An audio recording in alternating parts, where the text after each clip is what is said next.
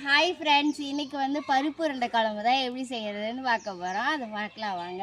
First வந்து நல்லெண்ணெய் வந்து ஒரு 3 ஸ்பூன் அளவுக்கு நல்லெண்ணெய் விட்டுக்கலாம். நல்லெண்ணெய் விட்டாச்சு. நல்லெண்ணெய் லைட்டாக ஹீட் ஆகட்டும்.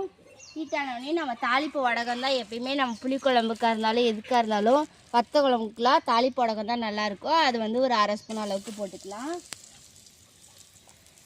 இது கூட ஒரு கொத்து கருவேப்பிலை, அப்புறம் ஒரு 5-6 பூண்டு பல்ல நசுக்கி வச்சுருக்கோம், அதையும் சேர்த்துக்கலாம். 2 பச்சை மிளகா கீழ் வச்சுருக்கோம், அதை சேர்த்துக்கலாம்.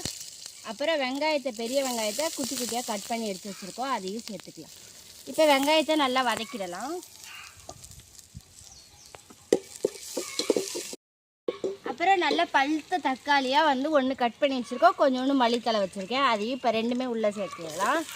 தக்காளி நல்லா குலைவாக வர்ற வரைக்கும் நம்ம நல்லா வதக்கி விட்டுக்கலாம். இது கூட வந்து நம்ம கொஞ்சோண்டு கல் உப்பும் மஞ்சத்தூளும் சேர்த்துக்கலாம்.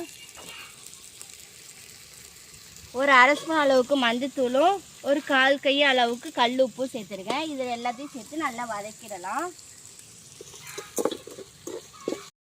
இது கூட நம்ம வந்து குழம்பு மிளகாத்தூள் வந்து ஒரு 2 ஸ்பூன் அளவுக்கு சேர்த்துக்கலாம். 2 ஸ்பூன் அளவுக்கு சேர்த்துட்டு நம்ம ஒரு எலுமிச்சம்பழம் பழ அளவுக்கு வந்து புளி எடுத்து கரைச்சி வச்சுருக்கோம், அதை வந்து உள்ளே சேர்த்துக்கலாம்.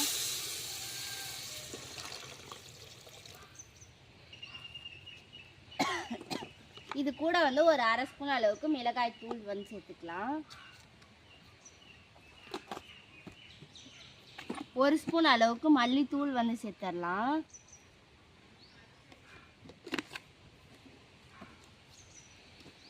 ஒரு 2 ஸ்பூன் அளவுக்கு தேங்காய் பூவை எடுத்து நம்ம அரைச்சி வச்சுருக்கோம், அதை வந்து நம்ம சேர்த்திக்கலாம். இப்போ இது எல்லாத்தையும் நல்லா கிளறி விட்டுட்டு நம்மளுக்கு வேணுங்கிற அளவுக்கு தண்ணி வந்து நம்ம சேர்த்துக்கலாம். சேர்த்துட்டு அது நல்லா கொதிக்கட்டும். கொதிக்கக்குள்ளே இந்த உருண்டைக்கு எப்படி நம்ம வந்து இது பண்ணணும்னா, துவரம்பருப்பு 1/2 கப்பும் கடலைப்பருப்பு 1/2 கப்பும் ரெண்டையும் சேர்த்து ஒரு 1/2 ஸ்பூன் அளவுக்கு பச்சை அரிசி போட்டு நம்ம வந்து ஊற வச்சு ஒரு 1/2 மணி நேரம் கழித்து ஊற வச்சு எடுத்து மிக்ஸி ஜாரில் போட்டுக்கிட்டு கொரகொரப்பாக அதை அரைக்கணும். பருப்பையும் 1/2 ஸ்பூன் அளவுக்கு சோம்பு 5 காஞ்ச மிளகாய் போட்டு கொரகொரப்பாக அரைச்சி எடுத்து வச்சுக்கணும்.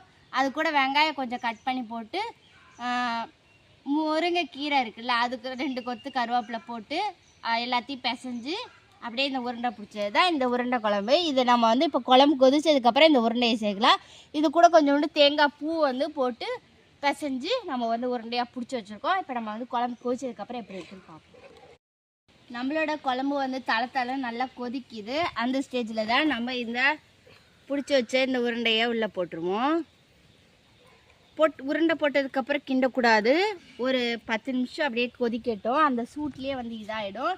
அப்புறமா நல்லா கொஞ்சம் திக்காக வர்றப்ப நம்ம வந்து கிண்டி விட்டோம்னா உருண்டை வந்து உடையாது. ஒவ்வொருத்தவங்க வேக வச்ச மாதிரி போடுவாங்க, அந்த மாதிரி போடலாம். இந்த மாதிரி அப்படி போட்டால் டேஸ்ட்டு கொஞ்சம் கம்மியாக இருக்கும். இப்படி போட்டால் டேரெக்டாக போட்டால் கொஞ்சம் நல்லாயிருக்கும். உங்களுக்குலாம் பருப்பு உருண்டை குழம்பு பிடிக்குமா பிடிக்காதா, இல்லை ஃபஸ்ட் தடவை ட்ரை பண்ண போகிறீங்களா அப்படின்றத கண்டிப்பாக கமெண்ட்டில் சொல்லுங்கள். இந்த வீடியோ பிடிச்சிருந்தா லைக், ஷேர், கமெண்ட் பண்ணி சப்ஸ்கிரைப் பண்ணுங்கள். பாய்.